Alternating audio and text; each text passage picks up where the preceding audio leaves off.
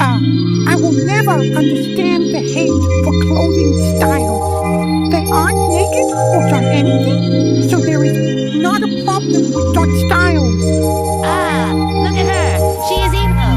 I bet she Dot is depressed and wants Dot to die. No, you dumbass. Someone's style doesn't mean their whole ass personality. Also, I'm tired of seeing everyone sexualizing